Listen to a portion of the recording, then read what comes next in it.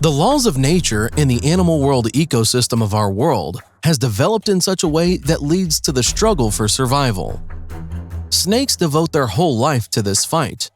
Among all animal species, only snakes have the ability to survive on land, at sea, and even fly in the air. The expression ball of snakes evokes an association with witchcraft or something terrible. In nature, you can find tangles of snakes, and this is due to the beginning of the mating season. A cluster of intertwined snake bodies is nothing more than a snake wedding. By smelling, males find a female and wrap themselves around her, forming the unthinkable interweaving of flexible bodies with many heads. With the advent of spring, after the snow melts, the largest community of snakes in the world wake up. Narcisse snake dens are located 4 miles north of the town of Narcisse, in the Canadian province of Manitoba. Here is the world's largest concentration of garter snakes. Garter snakes belong to the genus of snakes from the family of the Colubridae. They are widespread on the territory of the North American continent from Canada to Central America, where they lead a daily lifestyle. These reptiles come together twice a year, once in the spring and once before hibernation. Spring awakens the lair. Tens of thousands of snakes sliding along each other crawl out of their shelters to the surface of the earth, forming a real living carpet.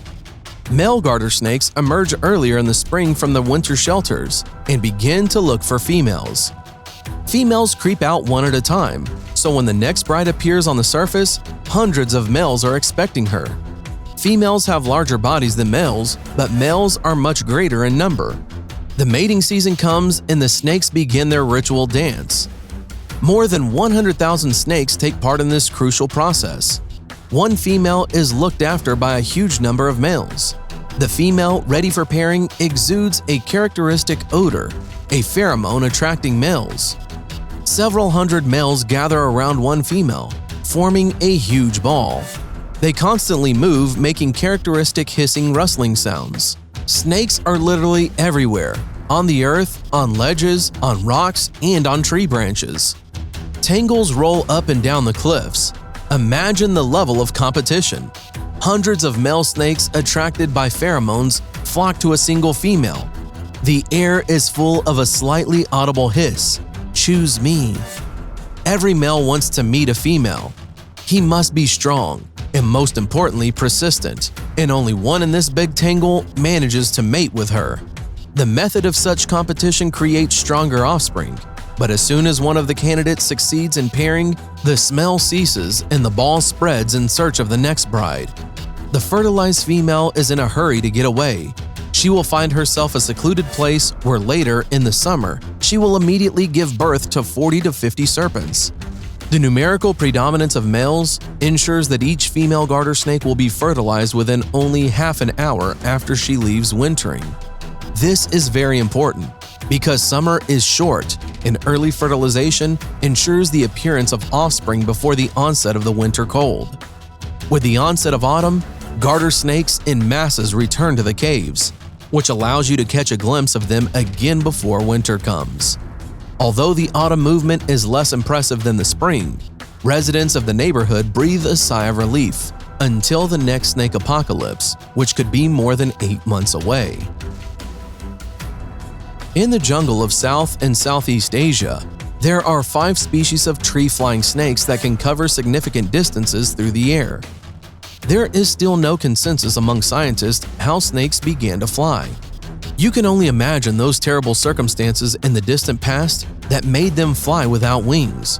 Today, very little is known about flying snakes, but we will try to get to know them better.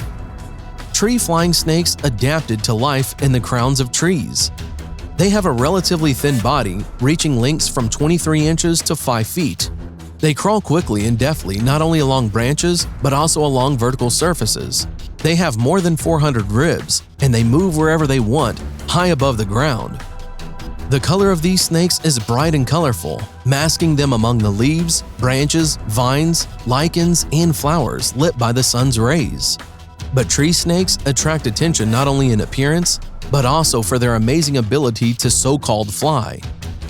It is very difficult for snakes that live in trees to transfer their body from branch to branch, from tree to tree, especially if distances between them are large. Therefore, they prefer to descend from trees from a height of 50 to 60 feet, flying through the air. So how does a snake manage to fly? This is a paradise tree snake, the most common flying snake. Its length reaches 4 feet. They inhabit the rainforest, belong to the family of the colubridae, and are not poisonous. Paradise tree snakes leap into the air using its body as a spring.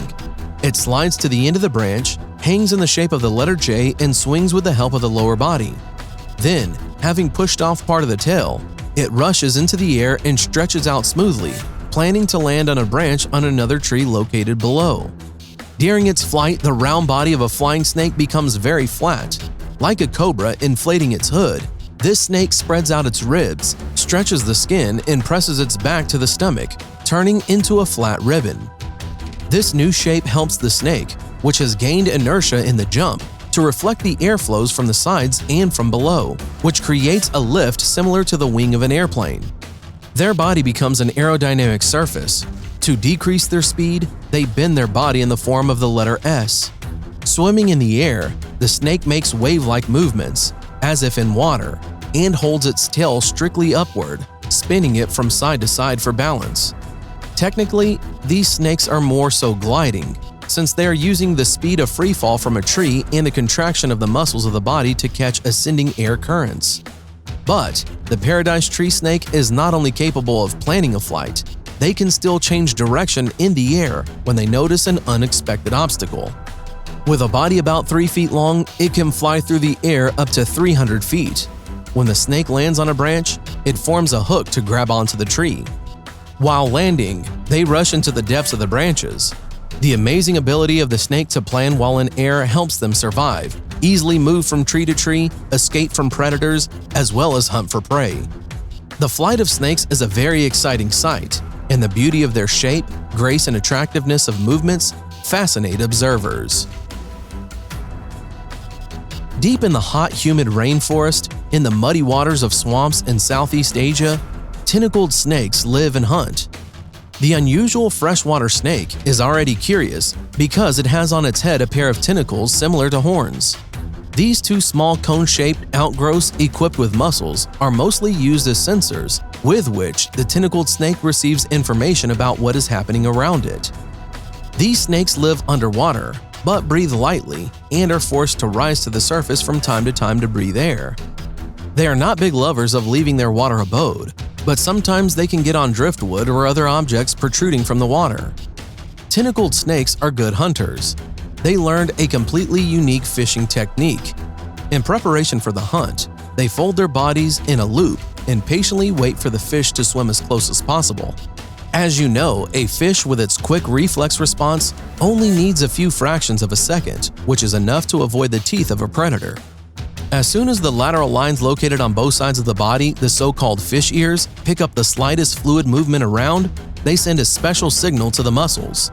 As a result, the body of the fish instantly bends in the form of the letter C, in the direction opposite of the incoming sound. This movement allows the fish to swim very quickly away from danger, starting almost unconsciously. Therefore, the snake, when the victim is nearby, makes a sharp movement, not with its head, but with its tail. Water vibrations act on the victim, triggering a reaction. In the next split second, something elusive to the human eye happens. Almost instantly, the fish finds itself in the teeth of a water snake. Tentacled snakes, which had previously calculated the movement of the fish, purposefully sent water vibrations from the right side. Responding to danger, the fish rushes right into the mouth of the cunning hunter. Before throwing, the snake squints its pupils and, with a sharp movement of its head, captures the deceived victim.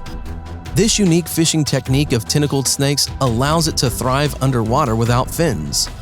Tentacled snakes are poisonous, but the strength of their poison is only enough to neutralize the caught fish. For humans, it is not dangerous, and the fangs are small and set too deep to cause any harm to humans. That's all for today. Like if you like this video. Thanks for watching, subscribe for more.